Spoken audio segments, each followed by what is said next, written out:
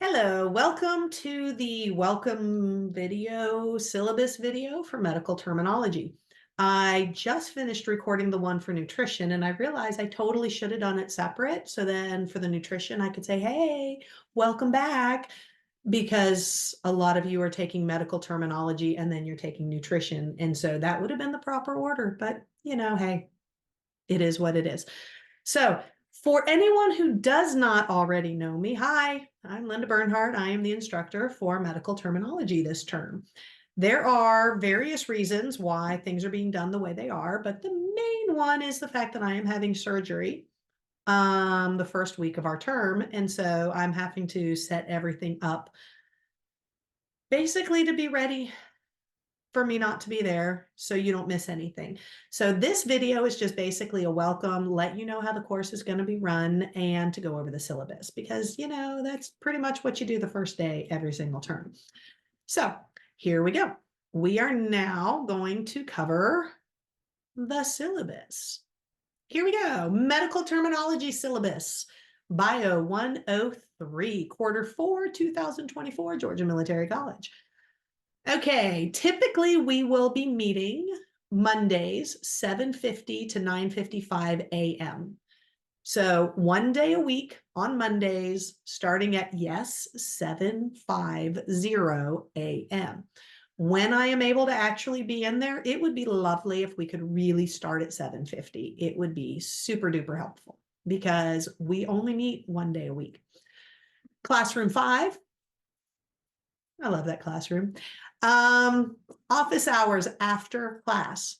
After class, because dude, who's going to be there before 7:50 in the morning? So if we are in person and you need to talk to me about something, just hang out after class.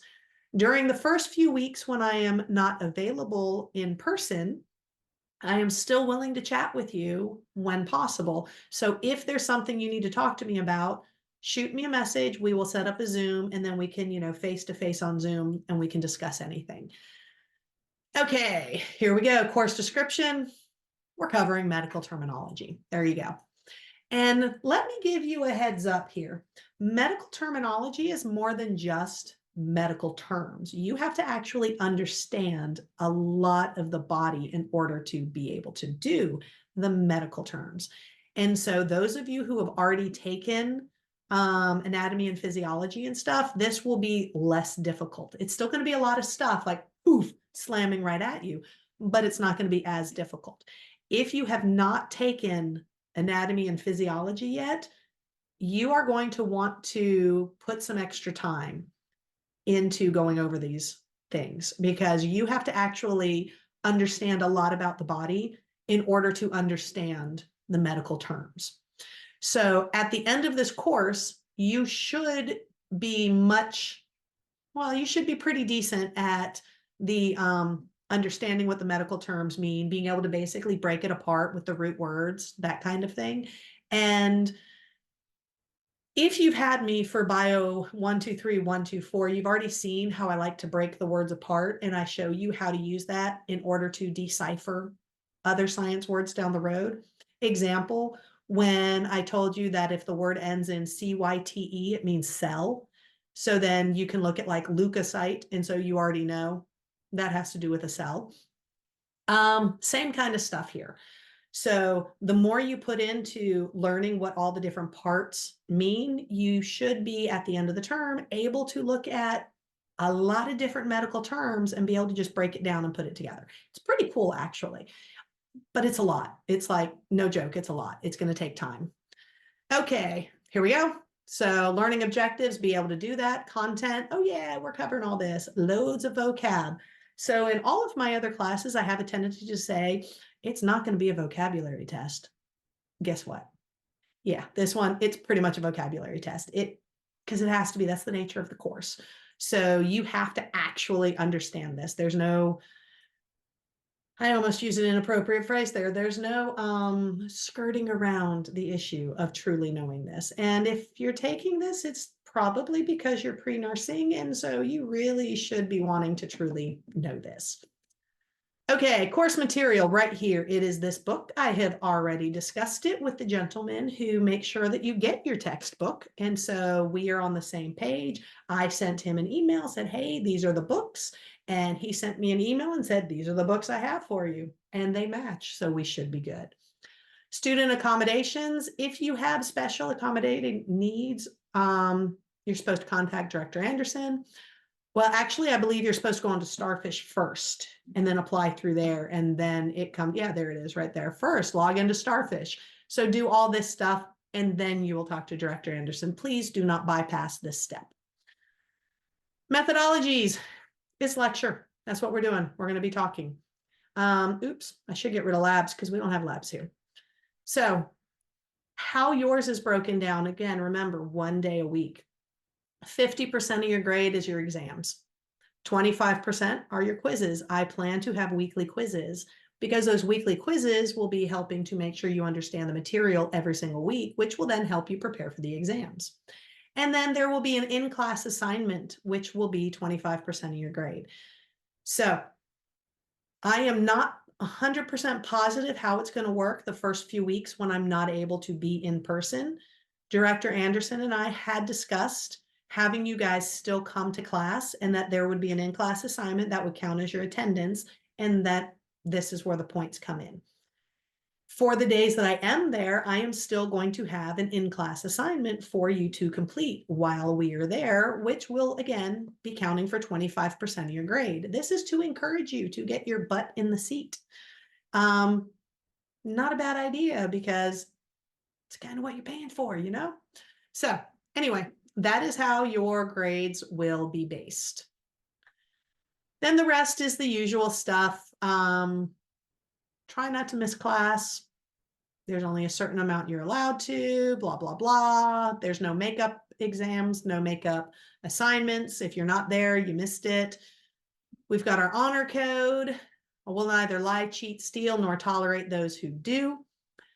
Don't plagiarize. If I have you write something, make sure you write it in your own words. I'm really not worried about that much in this class. I'm not making you write a paper or anything. And so it really should all just be you. Most of it, like I said, is going to be vocabulary. So let me scooch on down here. Dum, dum, dum, dum. Reminder, everything closes at 10 p.m. on Sunday night, period, exclamation point. And here is the way your course is supposed to be broken down.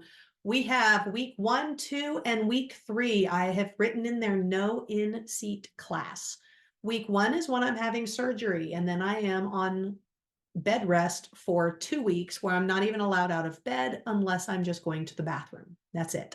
So I can't come in. Then we have spring break. During spring break is where I am supposed to have my 2-week follow-up where they remove all of the surgical dressings and the tags, which I still don't understand, but she told me there will be tags. Those get removed. And that's when I get to find out if I get to return to the classroom the following week, or week 3. You will notice I put in here no in-seat class for that day. That's because I don't know. I would rather be prepared for it to take an extra week than not be prepared. So I have planned for the first 3 weeks of our term for me not to be present and hope and pray that the healing goes so well that I'll be allowed to drive and come to work on week 4. Believe me, I would really like to be in person. I prefer in person, and I'm trying. Now, this textbook has 13 chapters, so I couldn't break it up perfectly evenly. I tried. So you will notice here, I have the first 4 chapters in the first 2 weeks, and then you have an exam. So exam 1 will probably open that Thursday, which is the 28th, March 28th, and then it will close that Sunday. So you will have multiple days where you can fit it into your schedule. Clearly, it'll be an online test. I would rather have had the test in person on the following Monday. However, spring break is right here. And I think you kind of set people up to fail if you cover material, give them a week off, and then give them a test right when they come back. I don't think that's a good idea. So this test is 100% online, and so be ready for it. Then we will cover 5, 6, 7, and 8, so another 4 chapters, and then you'll take exam 2. Then you will have 5 chapters, and then exam 3, and then the final exam on week 9. So this gives you 4 total tests, which again is 50% of your grade. So you want to be ready for them, which again is why there will be the weekly quizzes, because the weekly quizzes should help prepare you for the exams. I'm going to close that part now. So medical terminology is going to go very quickly. And when you have a class only 1 day a week, you're like, yay, 1 day only. But sometimes people don't put as much into it when it's 1 day.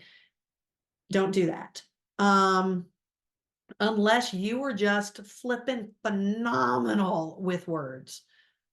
This is going to take some serious effort. So please, please, please take that into account when you are doing your own time management. I guess that's it. In the next 2 days, I'm going to make a bunch of lecture videos. So you'll have everything I can give you.